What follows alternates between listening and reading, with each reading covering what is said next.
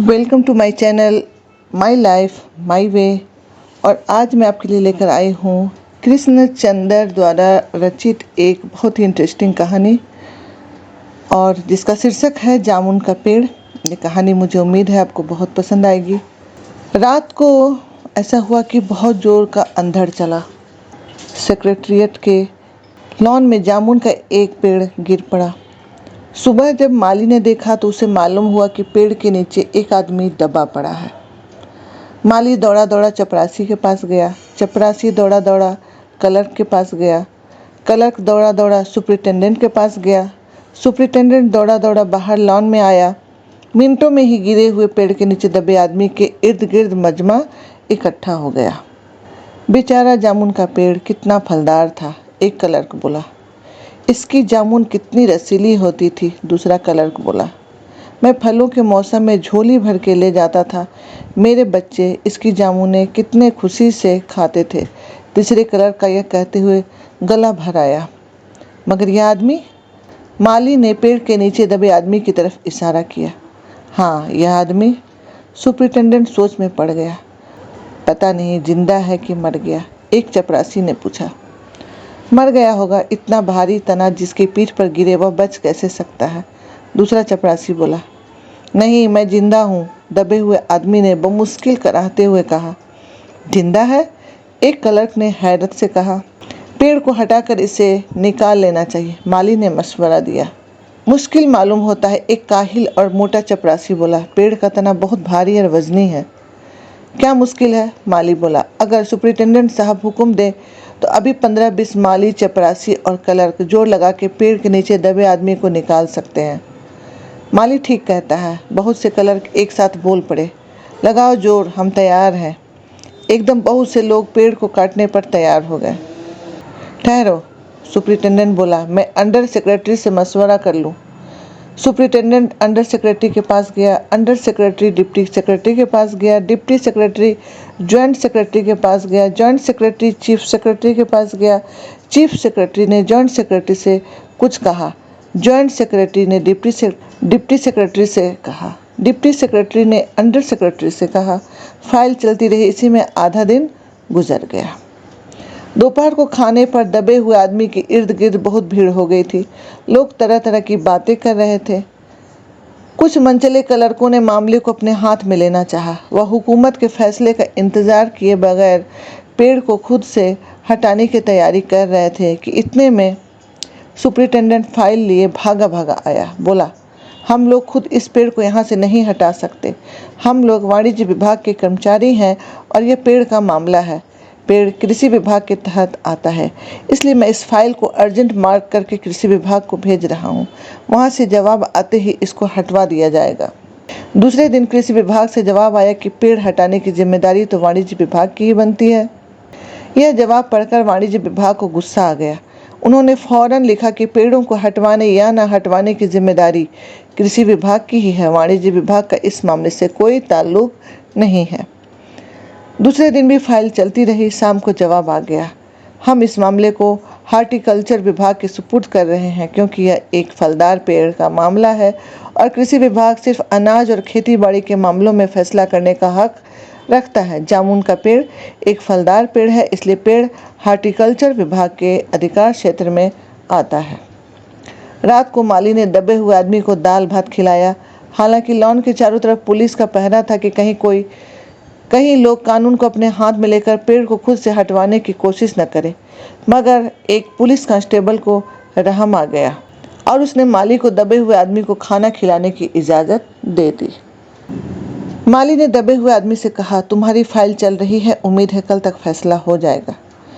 दबा हुआ आदमी कुछ न बोला। माली ने पेड़ के तने को गौर से देखकर कहा, अच्छा है तना तुम्हारे कुल्हे पर गिरा, अगर कमर पर गिरता तो रीढ़ की हड्डी टूट जाती। दबा हुआ आदमी फिर कुछ न बोला। माली ने फिर कहा, तुम्हारा यहाँ कोई वारिस हो तो मुझे उसका अता पता बताओ, मैं उसे खबर देने की कोशिश करूँगा। मैं लावारिस हूँ, दबे हुए आदमी ने बड़ी मुश्किल से कहा। माली अफसोस जाहिर करता हुआ वहाँ से हट गया। तीसरे दिन हार्टिकल्चर विभाग से जवाब आ गया। बड़ा कड़ा जवाब लिखा गया था, काफ़ी आलोचना के साथ। उसने हार्टिकल्चर विभाग का सेक्रेटरी साहित्यिक मिजाज का आदमी मालूम होता था। उसने लिखा था, हैरत है इस समय जब पेड़ उगाओ स्कीम बड़े पैमाने पर चल रही है। हमारे मुल्क में ऐसे सरकारी अफसर मौजूद हैं जो पेड़ काटने की सलाह दे रहे हैं, वह भी एक फलदार पेड़ को, और वह भी जामुन के पेड़ को जिसके फल जनता बड़े चाव से खाती है। हमारा विभाग किसी भी हालत में इस फलदार पेड़ को काटने की इजाज़त नहीं दे सकता। अब क्या किया जाए? एक मनचले ने कहा, अगर पेड़ नहीं काटा जा सकता तो इस आदमी को काट कर निकाल लिया जाए। यह देखिए, उस आदमी ने इशारे से बताया, अगर इस आदमी को बीच में से यानी धड़ की जगह से काटा जाए तो आधा आदमी इधर से निकल आएगा और आधा आदमी उधर से बाहर आ जाएगा और पेड़ भी वहीं का वहीं रहेगा। मगर इस तरह से तो मैं मर जाऊंगा, दबे हुए आदमी ने ऐतराज किया। यह भी ठीक कहता है, एक क्लर्क बोला। आदमी को काटने का नायाब तरीका पेश करने वाले ने एक पुख्ता दलील पेश की। आप जानते नहीं हैं, आजकल प्लास्टिक सर्जरी के जरिए धड़ की जगह से इस आदमी को फिर से जोड़ा जा सकता है। अब फाइल को मेडिकल डिपार्टमेंट में भेज दिया गया। मेडिकल डिपार्टमेंट ने फौरन इस पर एक्शन लिया और जिस दिन फाइल मिली उसने उसी दिन विभाग के सबसे काबिल प्लास्टिक सर्जन को जांच के लिए मौके पर भेज दिया। सर्जन ने दबे हुए आदमी को अच्छी तरह टटोल कर उसकी सेहत देखकर खून का दबाव, सांस की गति, दिल और फेफड़ों की जांच करके रिपोर्ट भेज दी। इस आदमी का प्लास्टिक ऑपरेशन तो हो सकता है और ऑपरेशन कामयाब भी हो जाएगा, मगर आदमी मर जाएगा। लिहाजा यह सुझाव भी रद्द कर दिया गया। रात को माली ने दबे हुए आदमी के मुंह में खिचड़ी डालते हुए उसे बताया, अब मामला ऊपर चला गया है। सुना है सेक्रेटरिएट के सारे सेक्रेटरियों की मीटिंग होगी, उसमें तुम्हारा केस रखा जाएगा। उम्मीद है सब काम ठीक हो जाएगा। दबा हुआ आदमी एक आह भरकर आहिस्ते से बोला, हमने माना कि तगाफुल न करोगे, लेकिन खाक हो जाएंगे हम तुमको खबर होने तक। माली ने अचंभे से मुंह में उंगली दबाई, हैरत से बोला, क्या तुम शायर हो? दबे हुए आदमी ने आहिस्ते से सर हिला दिया। दूसरे दिन माली ने चपरासी को बताया। चपरासी ने क्लर्क को और क्लर्क ने हेड क्लर्क को। थोड़ी ही देर में सेक्रेटरिएट में यह बात फैल गई कि दबा हुआ आदमी शायर है। बस फिर क्या था, लोग बड़ी संख्या में शायर को देखने के लिए आने लगे। इसकी खबर शहर में फैल गई और शाम तक मोहल्ले मोहल्ले से शायर जमा होना शुरू हो गए। सेक्रेटरिएट का लॉन भांति भांति के शायरों से भर गया। सेक्रेटरिएट के कई क्लर्क और अंडर सेक्रेटरी तक जिन्हें अदब और शायर से लगाव था रुक गए। कुछ शायर दबे हुए आदमी को अपनी गज़लें सुनाने लगे। कई क्लर्क अपनी गज़लों पर उससे सलाह मशविरा मांगने लगे।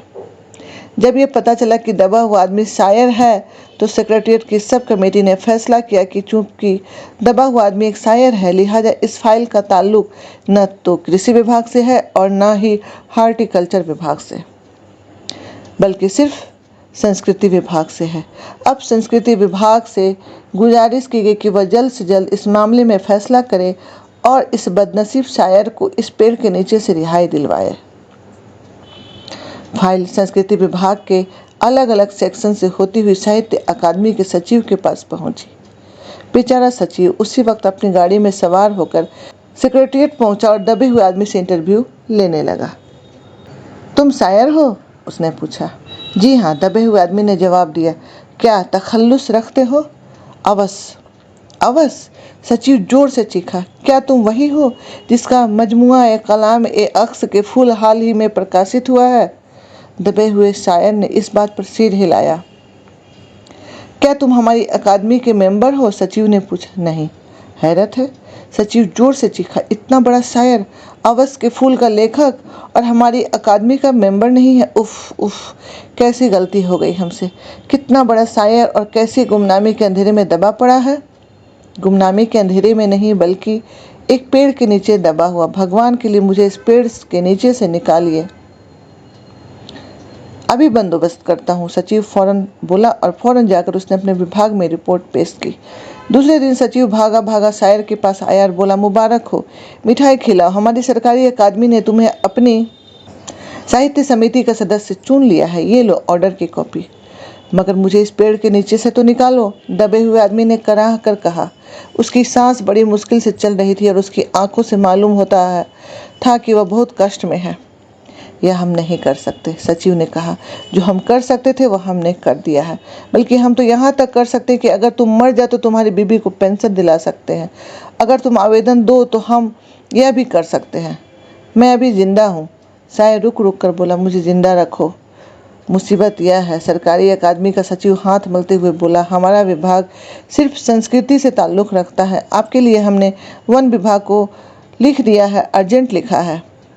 शाम को माली ने आकर दबे हुए आदमी को बताया कि कल वन विभाग के आदमी आकर इस पेड़ को काट देंगे और तुम्हारी जान बच जाएगी। माली बहुत खुश था। हालांकि दबे हुए आदमी की सेहत जवाब दे रही थी, मगर वह किसी न किसी तरह अपनी ज़िंदगी के लिए लड़े जा रहा था। कल तक सुबह तक किसी न किसी तरह उसे जिंदा रहना है। दूसरे दिन जब वन विभाग के आदमी आरी कुल्हाड़ी लेकर पहुंचे तो उन्हें पेड़ काटने से रोक दिया गया।